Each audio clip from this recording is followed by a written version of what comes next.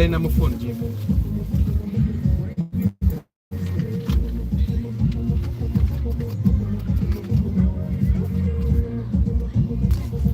Katoko twali bintu tusange waine. Good morning, good morning.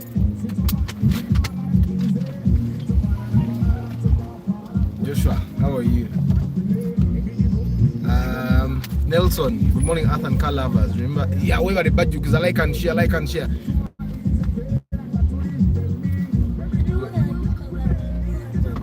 Morning, Joshua. Morning, Moses. Paddy. Good morning.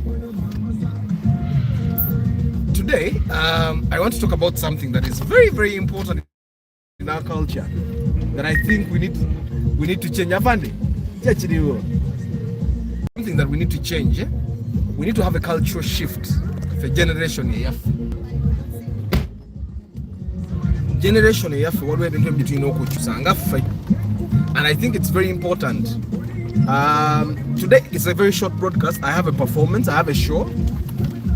Now people have been asking me ataka shows kati the show ezamwe ngenda zitegeka naye kati eno siyamu.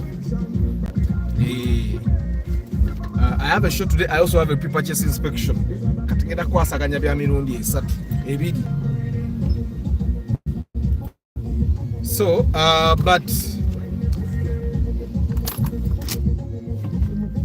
so this broadcast will be quite short as long as kasa tuka twinga nokta tuka bad Friday jako.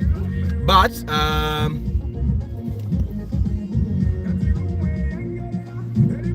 baine nechikondo kugira kona cyo kitono banange. In our culture, twakuzibwa na dala fa abasajja. Nga we know. But am I let Moses side? Hey, Council Patrick, good morning. So, we were raised, at least me and some of the people that I know, we were raised to believe that for you to feel like you're working, you have to even get tired. Your muscles even have to pain. No feeling carrying go to da who want this one no ulanga tokoze no tambula just osoboloko exactly. So in our culture we have been raised to kind of believe that for someone to feel like they are working, they really have to use a lot of energy, they have to use a lot of power.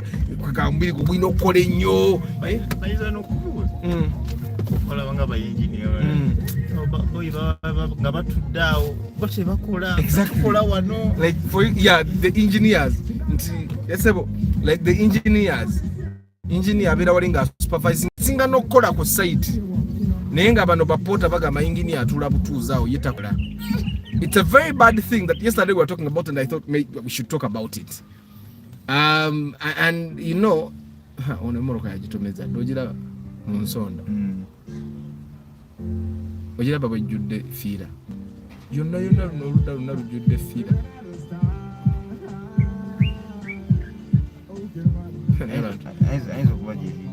Abantu bavuga bubi emmotoka. Olwa ne lulyo. Ate no lweno kale kono yo lulyo olulwe. Ninga otomeza ate side ye ya driver. Mulina okugeya mukudi okubera mu motoka. Gwe you are a bad influence. Bwe mbera nze kasige y'abantu. Era mukatize munze ndabye mulabe sirina kye mwogeddewo nenga dababampa. This guy is a bad influence. He's a sige y'abantu nga ndinzika. Yeah, aswaziza abavuga emmotoka eyo nnyo oli munne kyava ateeka ku gaadi naye emmotoka ezimu temulina zissaako gaadi mulimba naye nga muli mutya. How are you people? Martha, good morning. Juma, good morning. Hanaba, good morning. So, you know how in our culture, especially for us men, for you to feel like you have worked, you really need to work hard. It has even been said that omusajja akoma we wakanga akoye. Like it's the norm, omusajja wakoma we wakanga takoyo abate yakoze. Ngatatu nkagamba ngombite kumuluma na muluma. Kati wakoma onabera active nnyo. Abatakola. Aina kukomawo nagenda straight paka mugundi. Neye baka nokweba bazukusana muzukusokulya. That's when you feel like you are working. Good. We were the computer wise Hanaba. But you guys, I find that it's a culture, it's something that we have to shift in our culture. let's make it a norm. Let's make it normal for us to work without actually using a lot of energy, like physical energy. Like we can work nga okozeseza obwongo bwo. You can work without walking 10 miles. You can without heavy lifting. You get it?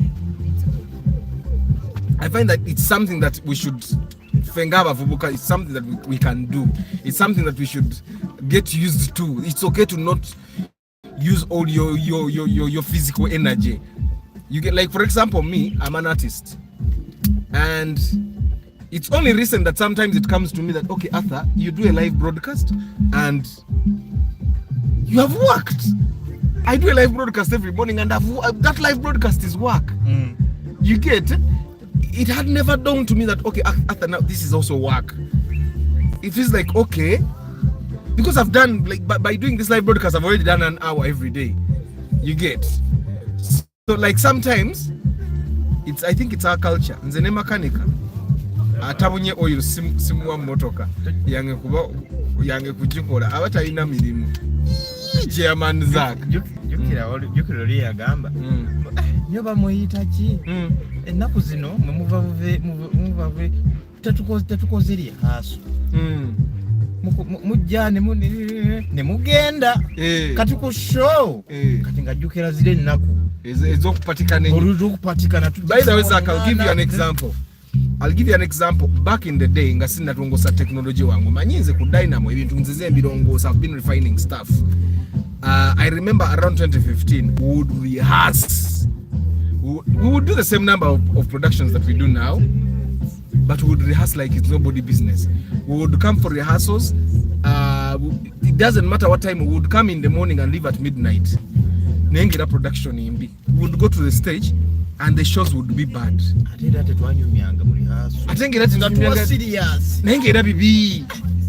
And then over time, I started realizing that people just need to be motivated.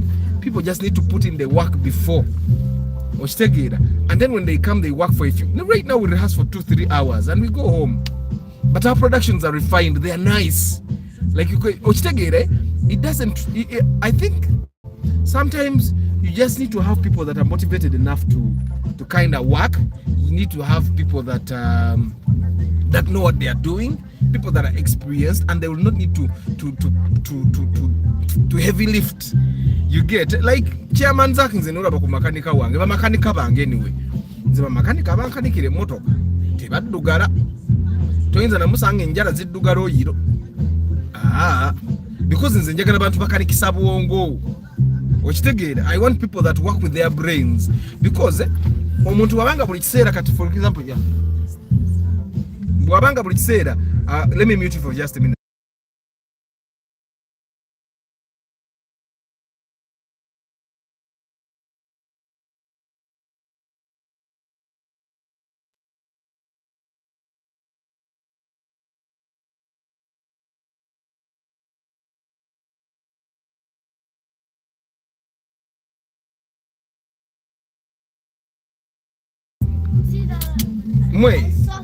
I think this is something that we should try and put in ourselves, that sometimes you don't have to physically get tired. You don't have to sit on a border and doze for you to feel like you have worked. You get, it's okay. Of course, because it's obongo irokowa. Nze tuyina batugenda mu inspection nga sisitudde motoka sikoze eki nembutufu nenkowa nga ekisinza okunkoya bana abantu banga bazza okugula emmotoka abamu bakoyeza ddala n'omwonyola ekintu nga kiri simple nga golaba mbutufu yali badde akola ki naye nga kiganye.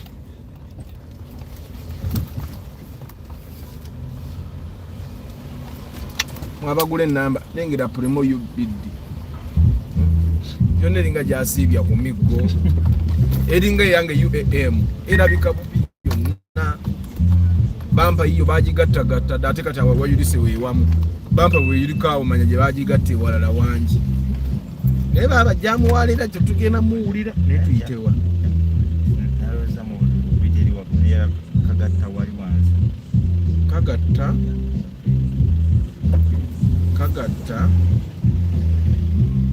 kagatta no rebondi na rose ate bwe tudda wano bwe tuti ne tukka ne tudda ku bypass bwe tudda ku bypass ne tuvuga paka bwayise ne twambuka Sapole omanyi okutambula ne tudde ku bypass mwira mapu tuzikuba ng'olumanya jamu atabuse waliwo wano wa poliisi alwana akuba obugombe naye baganye ate abantu bazinda emitima kati bakyayagala bamanyiira naye nga you guys Arthur good morning Amina Todi Ronald so today I just thought yesterday we were talking about it and the days that Femu Dynamo when we used to really work for long hours tutandika kumacho kurehearsing tumala sawa mukaga and still have bad shows. And then when I compare to now when we rehearse for 3 hours a day, we don't even rehearse weekends. Why I do that is I've worked with Europeans. I've worked with some of the biggest ensembles in Europe. I've worked with the Oslo Philharmonic. I've worked with Basel Sinfonietta. I've worked with the Bordeaux Sinfonietta. I've worked with the Chicago Music Group. I've worked with some of them. I'm an actor, but I've been working in orchestras. So I've worked with some of the biggest orchestras in Europe. And I can tell you those guys, but this is something we need to give ourselves. For some time. I decided that I was going to introduce this in my own troupe, in my own company. We don't really need to work long hours. As long as people are motivated enough to achieve what you as a visionary want to achieve. So I've been working with those orchestras and I will tell you that we would rehearse for 2 hours a day. Nzekatenga piece yange jenzanya. Nga when I go to the extra, because in my shows when in Europe, tuyinza okukola piece nga 2 oba 3. Piece yange bajiwa 1 hour of rehearsal every day. Ngira mugenda ne muri rehearsing 1 hour ne mumala. Ekinene nyoga ziba 2 hours muri rehearsing for 1 hour ne mumula ne mukoma for another hour. We babanga babisi ekinene nyo 4 hours. Ne muri rehearsing 4 hours ne mugenda 4 hours ne mugenda. And I will tell you that shows would always turn out very well. Niyo batugende ndaba kutanga. Ende wajatamu. Bane ku Sapole mukama yinzo kukuba omuggo. Imbone zikulya. I don't know if you guys get what I'm saying. Council Patrick is saying, I grew up with colleagues who wanted to apply hard labor and tried to be convinced that they have really worked. When I went to school, I realized that they were brainwashed. Today, this is not the case. Exactly. Good morning, Eno. Good morning, Samuel Mosomesa. It's not the case. You don't really need to work. No, we don't have any kono jikuruma. Okaka santi goro okora nyoku singa abalala. We live in an age where you don't really need to apply a lot of it. I'll give you an example. Actually, we live in an age where I don't even have to own something to sell it. Ochimani. Jumia owns nothing apart from their computers and servers. But Jumia is like the biggest salesperson in the country. They sell all things from phones to laptops to TVs. Jumia sells everything, but they own nothing. Uber doesn't own cars, but it's the biggest taxi company. Airbnb doesn't own any building. It's the biggest. Right? You don't really have to put in a lot of work for you to feel like they don't have Nissan Note kukube liko UBM. Nakajira benna nsina kunganya. Echali kubo. Ne wiki wedde we. Ne wiki wedde yaliko. Wiki namba mongoroke liko kubo. Uli kumachaji tambuza. Ye Nissan yokaje tunayo kuku. Ye Nissan Note yokaba either je tunayo kuku mwe bagaye. For you guys that want to buy Nissans, we have seen one Nissan Note on the road for the last 1 week. Ateri ku UBM. Atenge era nayo tukiraba agiwangaza nnyo. Ekiraba. Ne amayitaliko. Ne nainzo bagiwangaza ninga ne China chakole. China zigula moroka ndali sana nga singa eri azinina singali mu paso. But anyway, to you guys. Mutumba Pade is saying even the brain matters. Oba ever brain matters, oba even brain matters. Yes, it does. Kati kale ebyo omuntu obukola amanyi tubirikira abatayina buwongo nnyo. Ngobungo wabete bukola nnyo. Okitegeera. Personally, I will tell you that I prefer to have a mechanic that knows how to research, that knows how to read. Of course, the mechanic bafa abe Kampala. Nabange benyini research yabwe ekyabulamu. But I will tell you that I would prefer a mechanic nga taddugala. Okitegeera. Nga tajja nga ayambadde nga ziwunya n'okuwunya. You have seen such mechanics. Okitegeera jana makanika nga ali smart nga akozesa obwongo bw'okusinga emikono gye. Okitegeera because the reason why people are suffering, why we are suffering with Mitsubishi Pajeros, why we are suffering with all these Nissans is because most of our mechanics are mechanical. Okitegeera, they are not engineers. Tebakozesa bwongo. And for us, we would prefer to pay someone that is dirty. Because someone that is dirty all the time will take little money. Someone that uses the brain will take more money. Waliwo ano omuntu yankubira essimu n'angamba lunyambuuza uli wammaakatu. Asa ngenda kuterako ssente ku ssimu katikati teyanteerako. Teyateekako. Ayinza oba alaba ne broadcast kati. Nanneebuuzaako awo. Of course ekintu kye yali ambuuza nga yatuza awulira bwe namugamba. Ne mugamba bw'obanga ddala olabe emmotoka eyo nnungi ddala gula. Naye simanyi nja I will engage him tulabe emmotoka eyo bwali nnungi, but it's hard to believe. It's really hard to believe. Naye tomanya abantu balina emikisa gyabwe. Olaba tukizibu. Naye nga kisoboka. Good morning, Chris Fitness. So today I just wanted us to talk about the aspect of us thinking that for you to feel like you have really worked, you have to have it. You have to sit on a board and even doors. You have to sit in a car and doors. Ebyo bintu byali byadda when people nga profession is ali ntono carpenter, banaba boche blacksmith, builders, conductor. Kwegamba nga muntu asika ekijjo okuva ku macapa kachiro nemmotoka okudduka ennyo tulina girinnya nnyo.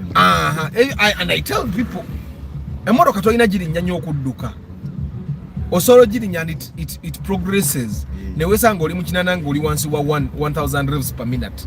Okitegeera, it's something that we just need to get into ourselves like young people, that omuntu bw'aba atudde butuuza asobola okukola. And it's something that takes a lot of work for you to understand. Like right now I'm doing a broadcast. I'm working. Without this live broadcast I would not get pre-purchase inspection people. Okitegeera, I would not, because I keep engaging you guys. Okitegeera. And also I keep building relationships with you. That's how you're able to know that, you know what, Arthur is actually trustable. He can Okitegeera. Good morning, Nico. Nti you don't really need to go and when wawidanga bota studa mazi bidomola 10 oba tokoze abantu abazadde abambagana n'okuleeta tapu wakanga ayagala abaana be bagende bakimenga amazi ku luzzi olwokuba naye yakima amazzi.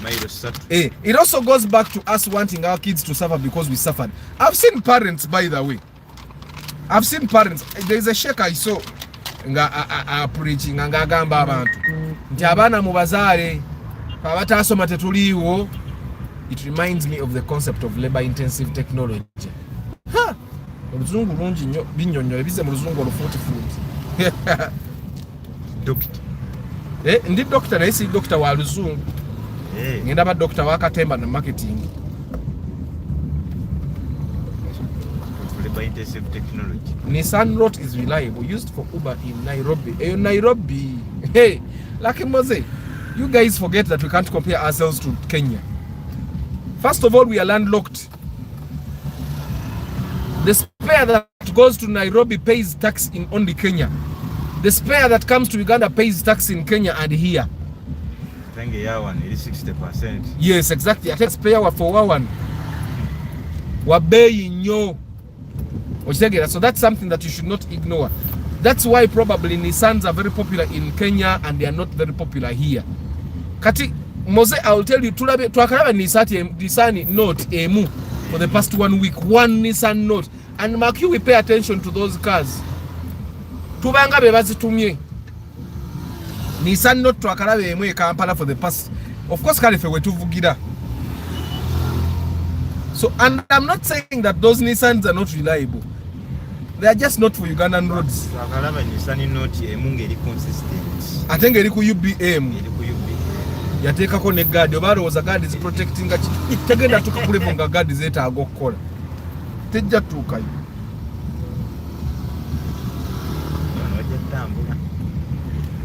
Good morning Steve Barros. Abaana bawakanya nnyo waaka wange bawakane bawakanenze atenze mbaliko whatever Steve Barros, whenever you see people fighting your truth, it means there is truth. It means there is truth. Because I try as much as possible to look out negativity. Because out of experience, and you'll be surprised it's mechanics that are mechanics and brokers. Why? Because they get affected by the truths I say.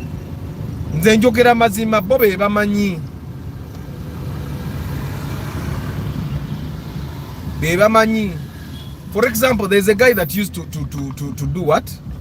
I actually even gave them mechanics platform. Those are never broke cut na bomba ite ba commenting.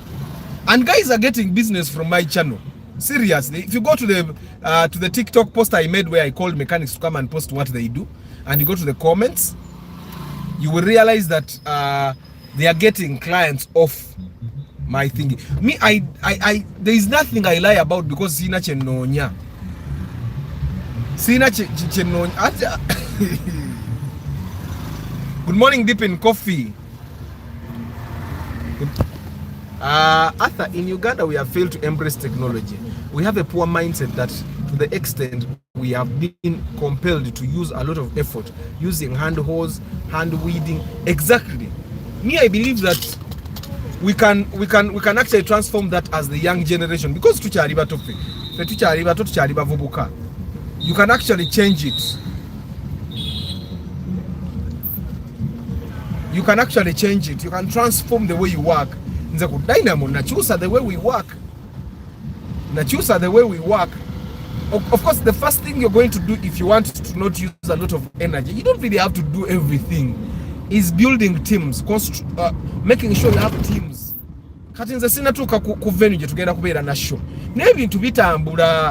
People are doing what they need to do. We should get out of that nonsense of wanting to work really hard. Yeah? Not to kano mukono negunuka nobuga mukono gwanuse buli omwate girenti wali okola nnyo. Risking anti it's there working hard. Wakimanye neno waliwo ekitambula. But I'm not yeah, but I'm not using that too much energy. It's something that we have not been told to do. Nze nkimanyi nti bazadde baffe bw'otatuuya nalaba tokoze. Okitegeera. Actually, there is another concept that is too common, that omuntu waba talina supervisor, waba talina mukama we mbwolo takola. Okolera ani? Okolera wa? Ani mukama we? You guys have had those questions from your parents. Okitegeera. Ebintu by'okwekozesa bazadde baffe tebabimanyi.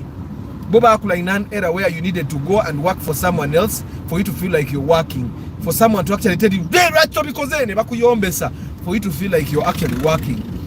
That's why in all the job descriptions bagamba we are looking for someone that can work with no supervision, self-motivated.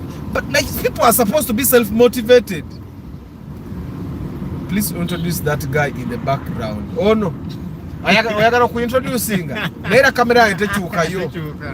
Kamera yange temutu nali wadde namubalagadda naye tetuukayo nakutuuka tuba tulina jijja kuki naye nga waali wano naavuga zirole yoli yabagamba ti bizinesi ya lole tekola mwenga muwakana anti mwina ababagamba zikola.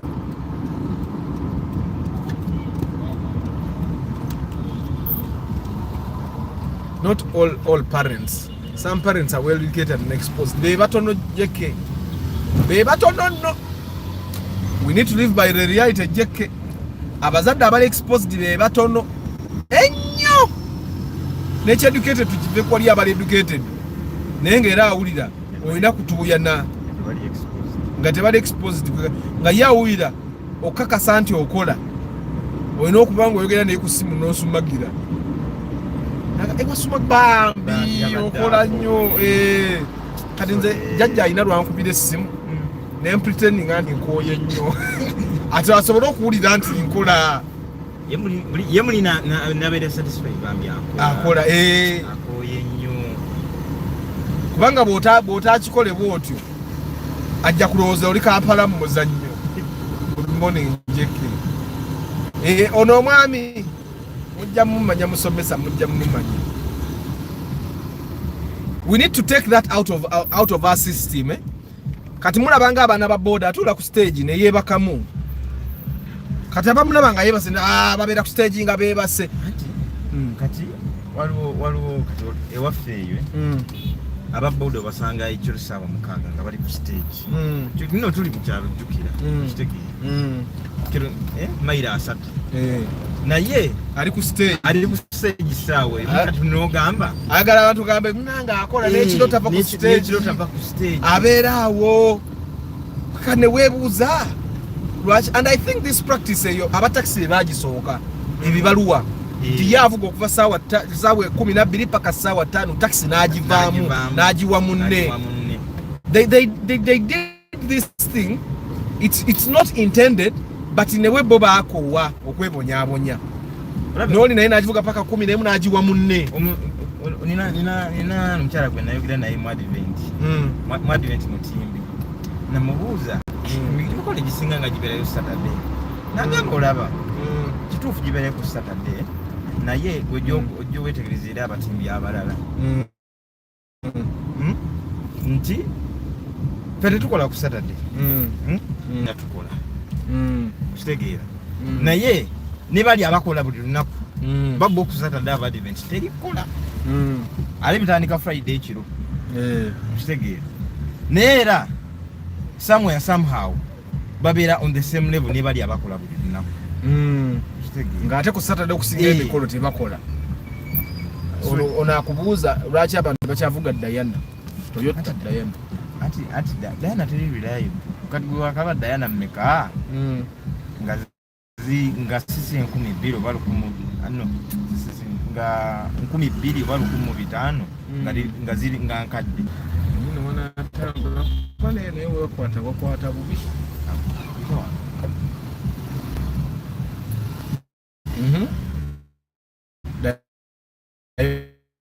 wadana muddemu kitegeera Diana ne kanti. Yeah, I find that nelo kyabalema mumoroka zino entono ne double cabin bali okay.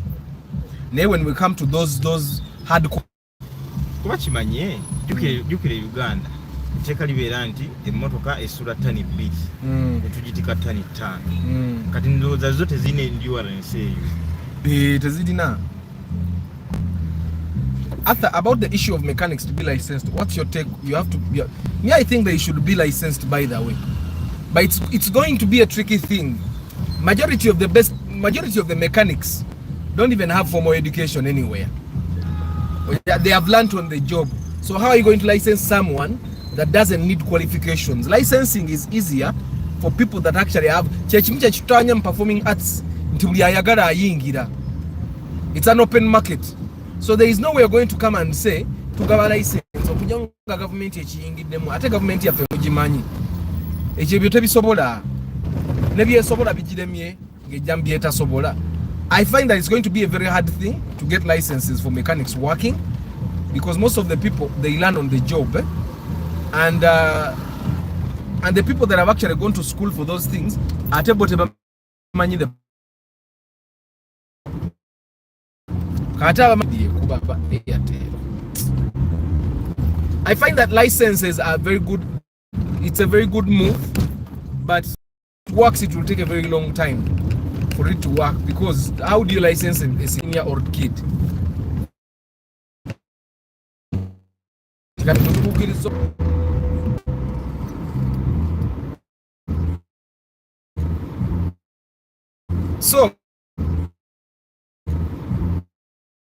So waliwo ababuuza Dawood ababuuza is the bakery business worth business in Uganda? Me, I find that every business in Uganda can make money. Business bonoji kolanga tomanyi buli kitambo ejja kukuba ne bwebera nga ekyasinza okuba profitable. Kyovola nti in every business there are people that are entering, there are people that are leaving. I tell the people that are leaving are actually much more than those that are making money. You just have to know the dynamic.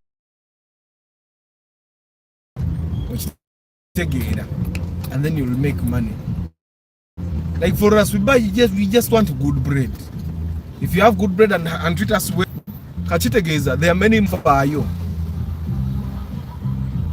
Fete tufayo bacho bachi fetukenda kungulako omugati. Instance, a shopkeeper has to open more hours for the chances of getting customers. I actually disagree with that. Ngemu katono nnyo nkwate ku simu eno. Ye ndi mu kuvuga ngenda gikwata.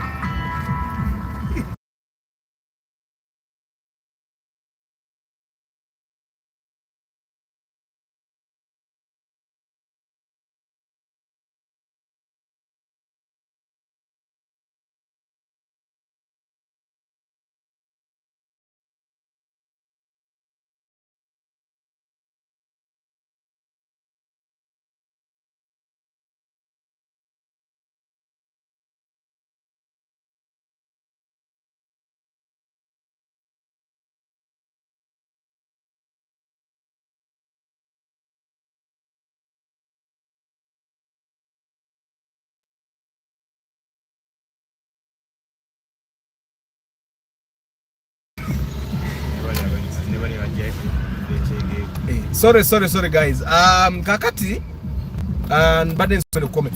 Shopkeepers, I believe that actually shopkeepers should actually not be opening for long hours, especially in our setting. Senga chibadenti omuntu abantu abamugulako tabamanyi.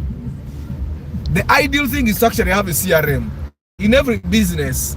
Berango manyi nti omukyala gundi angulako sukari every 2 days. Ngomanyi nti mwami gundi angulako omugati every day. Ngomanyi nti okitegeere ofune engeri gyobakwasaganya ngo babazze ku dduuka oba tebazze ku dduuka ebintu byabakola ki babifuna, and you won't even have to open for longer hours. Sometimes you may not even need to open as long as you know your customers. Of course those are strategies kati feba market tubeera nazo fezo okumanyi, because kakati nze kukyala ewange kwested nenfuna ow'edduuka nga ankwasaganya bulungi sijja kugamba nga nvuga mpita ekawanda nyimireko ku supermarket mbeko byenkola ki, because ow'edduuka aba ategedde bye neetaaga. But I find that retail shop owners in Uganda don't actually put in the effort. They don't put in the effort to learn what their customers want and bring that. Kati abamaduka bo bagala bategere baleeta bye bakola ki. Ate waliwo ne kino embyalo yalo amala kuva mu nnimiro n'alyoka aggulawo kati ate agenda okuggulawo nga bakasitoma be baguze ewalala.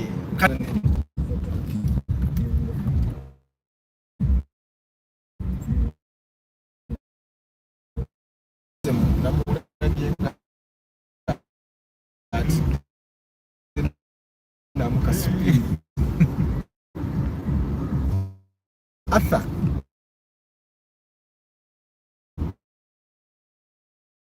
there is what they say that 80% of results usually come from 20% of the act. Ebisigadde biba byakwebuzabuza true. The 80-20 onabadde avuga watu ya wange gotola emoroka nati ziddawa nze nabate teri agenda jolaga yimirira tusoka tukuje soko buzaba agency na watuufu tuvuga ki common sense kati nekubo ne side yo jovugira ko olaba abasajja bajja jova gote webuza gochogamba bonna balalu nze Kampala wa nduddemu naye bwe nvuga ekkubo nendaba ne bwe libanga ndimanyi bayinza oba balikyusiza guno ne kuba e Uganda tebalangirira balifuula wanu w'ekiro. Omusajja azokka n'agamba enkya eyo genda fuuka wanuwe ate ne lifuuka tteeka ne bakwata ne bakutwala ne ku CPS kati we yalina ovaamu ekyebiri.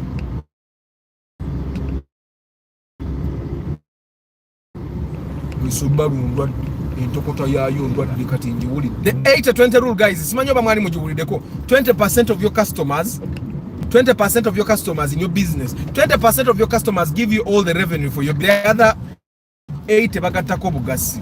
So the same thing actually applies with effort. 20% of your effort with everything we do, I think it's just how things work. Or 2% of your results. So that 80% is measure. Because when you measure, you will know where your 80% results come from. Kati olaba abantu results come from putting on a suit. Ngabyayogera temuli magezi naye ngoro kuba omuntu wamulaba mu suit agamba ona ayina amagezi ng'ekyo kyokka ekyesuuti kimala. Kati ye n'alowooza nti mugezi nnyo n'atandika okugenda mu meeting mbinu agenda olaba business zono nsinaga gundi andoga naye nga 80% of his results came from putting on a suit, which is a 20% action. Is it possible for you to open up a super chat here tugerengako banaye bantu mwate mumjagadde super chat? Yeah, I'm going to do, but there is, I think it's in najigira, it's just that saji samu manyi nganda munanga abantu bange super chat. People give you money. Hey. Nga super chat omuntu okuchatinga ona amala kuwa sente. Super chat tengobera abantu. Super chat temuduke banange bwenateka super chat. Anti kategori 80-20 rule. Ina 80-20 rule. Okera no somese gwanga nenze mbadde njifuna mu pre-purchase inspection kati kwe nagira super chat katugira tulinda ku super chat nyizo goba abantu. Steve Barros bobo ina kompa kateke ku mobile money muganda wange tujja goba abantu aba engaging ku live broadcast zange. Mpozi kyo yinzo kugamba nti nyizo ofuna yo broadcast nga za super chat.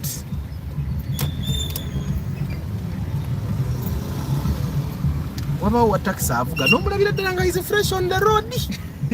Kati oyo mupya nga togoera nomuzaba nne nga tamenyi kati ngoli gwe tuyisize maganja ngate yatulwise owa taxi atalina wasiwasi aba akola kimu business atakuba ku ngombe tokuba ngombe topapa tokemotoka nkalu ovuga otya taxi.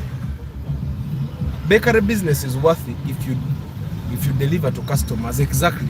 Can retail shops jeziraga?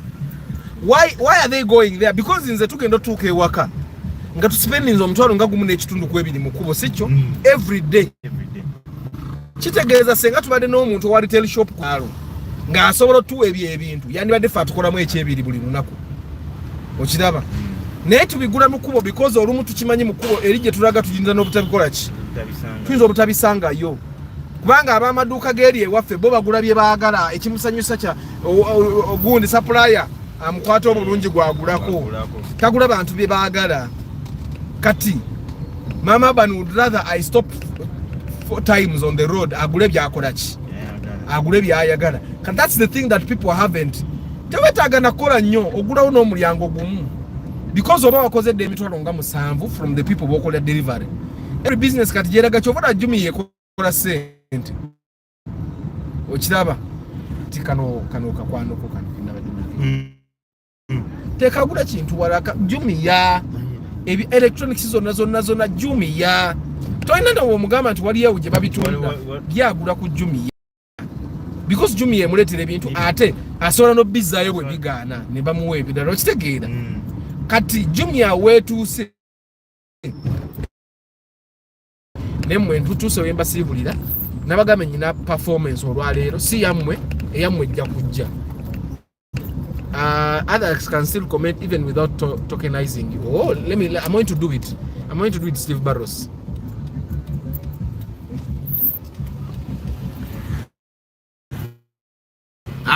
Steve Barros. Kale. Ngenda cha super chat etandika ncha banange. Kugamba abasasudde sente baba VIP 1K on the live there if you want. Yes, voluntary. Amina. Bada kamba sibule.